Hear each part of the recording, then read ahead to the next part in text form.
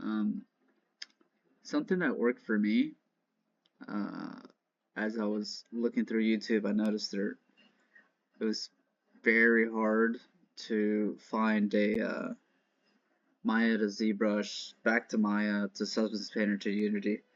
So I thought I would show this so it'd help other people, and at the same time like show you things I did wrong. And um, it's not perfect, but I will say it worked and ran pretty efficiently for when it was in Unity. So yeah, so this is what I started off with. As you can see, I have pretty much low poly sculpts that or low poly models that I created. It's just like this brick concept. I want to create like a gate that resembled like bricks. So I took this thing, as you can see, I was planning out, alright, rock right here, stairs right here, and like a little walkway with like statues.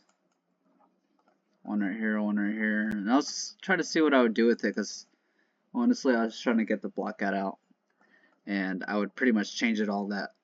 Pretty much change a good amount in Unity while still keeping the same sort of concept in Maya. Just because in Unity I have a lot more freedom to stretch and duplicate as I please. And it's more, since it's real time, it's better for me because I could actually see what's going on. So yeah. So I don't have all the models that were low, and I exported into ZBrush because most of them I created in ZBrush. But for the most part, I don't want to duplicate a sphere over and over in ZBrush because it's pretty annoying to do all of that while trying to do this sort of arc. So I created this in Maya and then exported that to ZBrush. And I'll show you the other things that I ended up doing. Ended up taking and going into ZBrush. But yeah, this is the very early concept of what I was going through. To see what I could do, what sort of playing field I had with this whole scene. So yeah. So I thought I would briefly go over ZBrush just because I didn't mention it. Um, at the time, I still don't consider myself as the best with ZBrush, but I wanted to utilize the amount of organicness you can get with ZBrush. So I took my low poly sculpts, came over here. There's two different ways you can import. You can either import FBX right here, import, or you can import over here. So whichever you exported your low poly as, just bring it into here. And then I pretty much came over here. You can come over here to Dynamesh, either Dynamesh it or Z-Remesh it. Clicking this button, pretty much um, adding more or correcting the topology if there's any n-gons. With Dynamesh, you can mess with the resolution here and pretty much just sculpt on it, which is what I did. Just going over here, sculpting. And then some people will also bring this low poly in, and instead of doing any of this Dynameshing or Z-Remeshing, um, they just go straight over here and to see geometry, and they'll hit divide. Just divide this sort of thing, which sometimes you have to be careful about because you'll start getting an enormous amount of polygons, and it'll crash your thing when you export. So then you have to go through a process called decimating, which I pretty much just ignored all of that and kind of did my own thing. Uh, and I still got a pretty decent result, but yeah, I would recommend watching tutorials on decimating and geometry and dividing and Z-remeshing. So typically you would Dynamesh, Z-remesh, and then geometry, come over here, divide, add details, and then decimate and export. But I just went straight to Dynameshing, and I think I exported it as a Dynamesh. Um, so yeah, coming over here, and yeah. So this is what I did. throughout this whole scene. Just created some organic damage to it. Just took my low poly, started destroying it. And then eventually when it came to exporting, export as a FBX. Go like this. And then you can export selected, which is only going to export this one. I pretty much select export all. That way everything would export. And then yeah. And then you go into Maya, bring it in. If it's too big, try to bring it one at a time or something, and change it to APC file. But yeah, just try to get it in there somehow, and then convert that all to a use quad draw, use the live surfacing, and make that a low poly sculpt or a low poly mesh. So yeah, that's the workflow in Zbrush, which I won't go too into depth with it because some of it can get confusing, like using all these brushes and stuff. But that's like a typical workflow for high poly, high to low poly.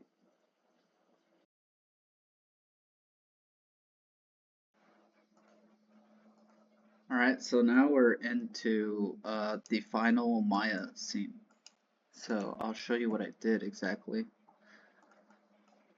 So we could just ignore this because this was a requirement for the assignment. So shout out to the rookies because we're supposed to texture this spot. So and yeah, so we have all our high poly or low poly sculpts that I converted, or high poly sculpts that I converted into low poly. So these are all low poly. Maybe not to you, but significantly reduced amount of polys. But we didn't exactly have a poly count, so I thought I would just up the amount of subdivisions as much as I could, just to see how much detail I could get, just really pushing it. So I did have low poly when I retopologized these, and yeah, we didn't have a poly count, so I thought I would double the amount. And then, so yeah, as you can see, we have a pillar, stairs, statue that's divided, and a little side of the stairs. Going into that, we have just a low poly like centerpiece pillar thing that I saw in the Call of the Cthulhu game, and I thought would look pretty interesting. So I modeled that. Then we have the centerpiece. Actually, this is a centerpiece, and this is in the middle of it. So we have that going on here, which is also a low to high sculpt.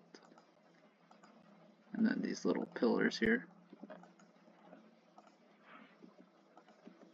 Then we have our rocks that I was like, okay, let me sculpt this sort of rock.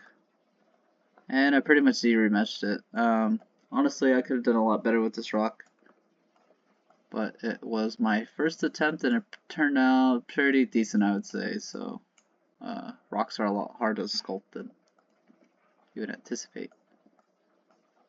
And then here is my low of my gateway. So this is the low of it. They're all individually separated. And I pretty much exported this the way it was into Unity. I mean into SubstancePainter. So I took this whole thing and exported it and then baked on the high, which I will show later. And I also have a Cthulhu head that I sculpted. And I will say that I pretty much treated all this topology like a scan. I didn't exactly treat it as like movement. So I did pretty decent with this topology. It could be a lot better in some places, but it worked for what I needed it. We have another rock, which is the platform, and yeah, this is just another rock that I was going to use throughout the scene. So yeah, we have alphas. You can ignore that. Yeah, so that's pretty much what we had in our Maya after we quad drawed everything. Yeah.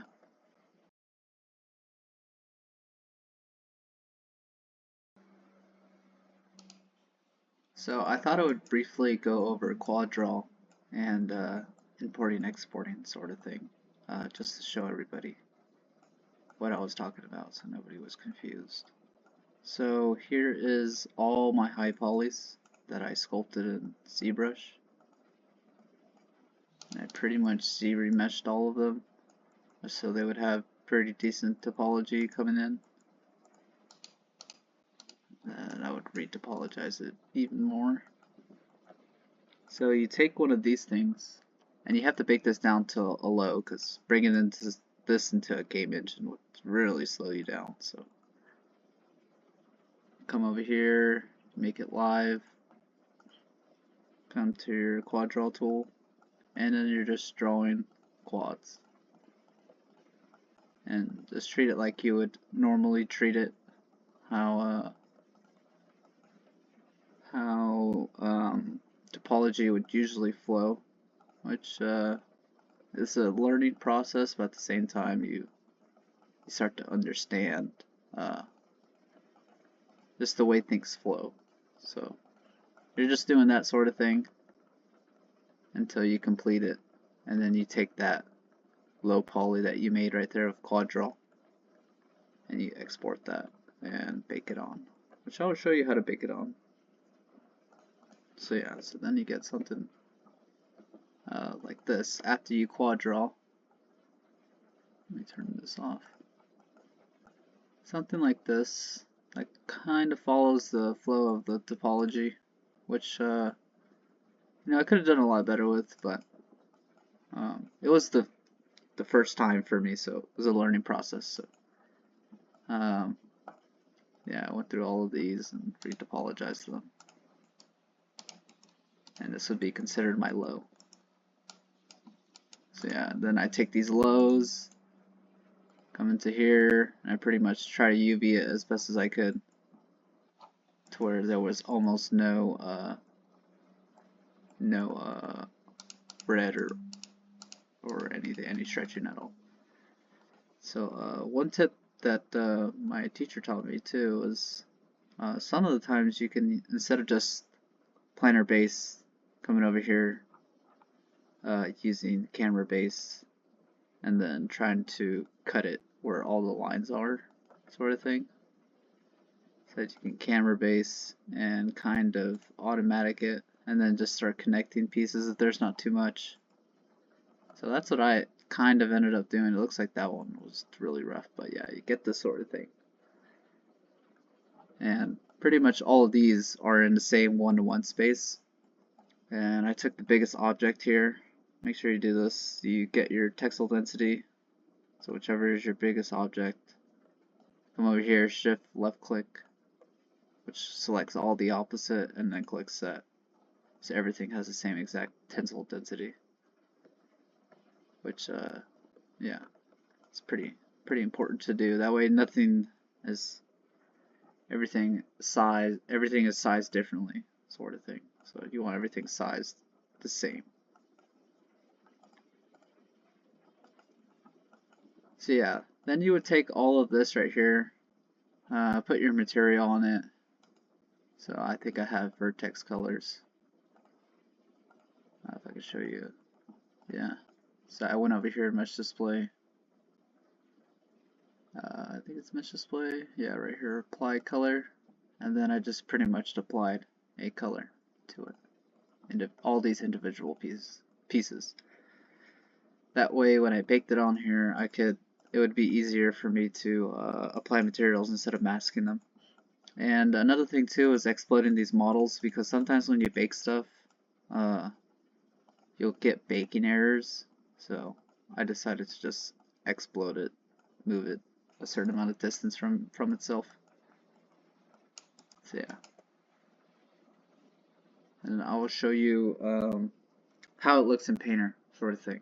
And yeah, So here I am in Painter with my low polys exported and baked on, and with textures, as you can see.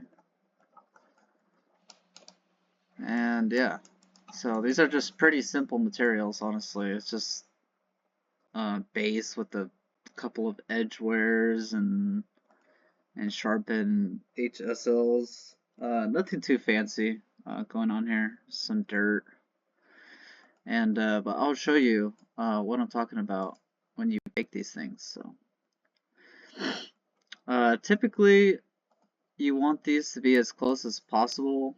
I'm not sure. I've been researching why, but I've been researching. I mean, like why the cage should be really close or not. But I seem to get the same result with or without it. If anybody has any suggestions of why that's important,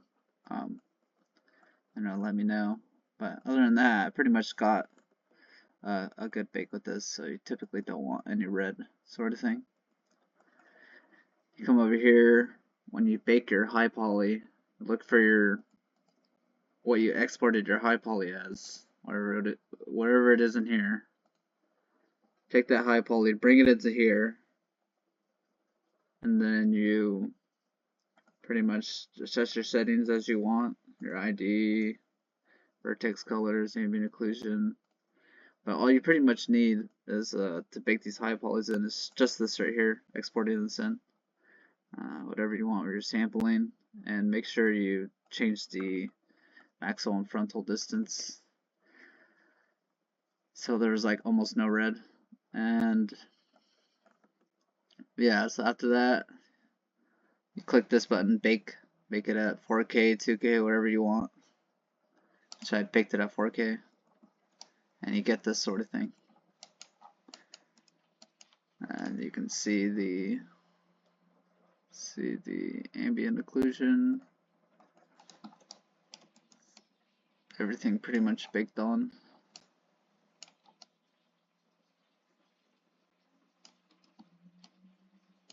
All that from the high poly. Yeah, and you have your UVs over here too. And that's pretty much it when you do this sort of thing. Depending on what you're using when you export these textures, make sure you come over here, set it to 4K or 2K, whatever you want right here. If you're using what I'm using, UnityHD render pipeline, make sure you have it metallic standard. If you're using universal, make sure you have universal. If you're using whichever PBR roughness, whichever you want for Maya or for Unreal, make sure you're using the right settings for it, or else you're going to get some problems when you export. And I'll show you how to apply that in Unity. So here's the scene. When you bring these models in, make sure you keep them all, or make sure you combine them all. I believe I have all these combined so they're one piece, so I can move it like this. You'll know if you did it right because it's just one object. So make sure the pieces that need to be combined are combined, and anything you exploded you put back together. So, and yeah, then you bring that into Unity. So I brought these in as individual UV sets that were combined. The pieces that needed to be combined, I brought them in that way. And yeah, so I'll walk you through this whole thing. So yeah, so here's my scene. So if you play it, there's like, oh, I have a player controller in here. There's like fog, fire effect. There's also some floating stuff with the Cthulhu in the background. So yeah, that's my scene. And yeah, so you bring this all in. So you'll have so down here I have my final models. These are all the UV sets that are individually brought in. So you have this right here. You can size it up this way or that way, or do it a way in Unity that works for you, or in Maya that works for you. So once you bring that in, you also have to bring in your materials. So if you come over here to materials, I have these all organized. So for my UV set, so in Unity you have to create a material, and whichever things you exported from SubstancePainter, which was probably HD rendered pipeline if you're using HDRP. So it gives you a base material, metallic, a mask, and a normal.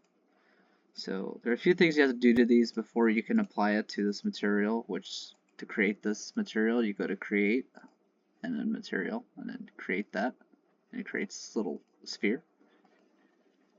First thing you have to do is click all of these, shift left click all the way to the last one, and make sure they're all set to whatever size you exported as, 2K, 1K, 512. In this case I exported it as a 4K, so I made sure I clicked all of them, select 4K, and you go to your normal, make sure you click the normal map and then hit apply. That's what my Professor Connor told me, so shout out to Professor Connor. Pretty much everything you see in here was basically taught by him. So and then you have your post-processing, which you can add global volume. So come down here, create volume, global volume, and it creates this thing essentially. All these things. So I'll show you what that looks like. Actually, let me delete this. Didn't mean to click that. Come down here. You have your global volume. Click that. Profile right here. You add new, override, and then you have your post-processing, and you can individually go in here and add depth of field. Also, I believe there is there's all these other options too. And just trying to find ambient occlusion. Yeah, ambient occlusion's here too. So you can add that. Come down here, whatever you want to do. So I also have fog particles here, which I'm not going to go over because you can watch tutorials for that. Just look it up on YouTube. And then I have my sky volume, which I pretty much just tweaked to whatever I thought looked cool. So you can go through this aerosol density sort of thing, fog, exposure. So yeah, that's what I went through when I did all this. Then you have my props all laid out right here. So that's pretty much the process in Unity, just making sure you grab this material, whatever you need to apply it to, whatever UV set 1 is. In this case for me it is UV set 1, I believe, is this piece right here. So this piece, so that means I would go over here, final materials, UV1, and apply that to this, which is already applied, so it won't double apply it. So yeah, this is my scene. This is what I went through. All these rocks are basically just duplicated over and over again and resized. I was just trying to see what I could get with it. Just testing different things. So I believe there's only 2 rocks in the scene, and then just 10 props or 11 props, whatever it was. And all this is combined as well. Yeah, that's pretty much it for my scene. If you want to see the fog particles that I recommend to look up, it's pretty much everywhere, anywhere you want to look it up. So that's pretty much it. The fire, the missive, which I prefer it without fog. I mean, I think the fog's a cool look to it, but yeah, so this is my scene.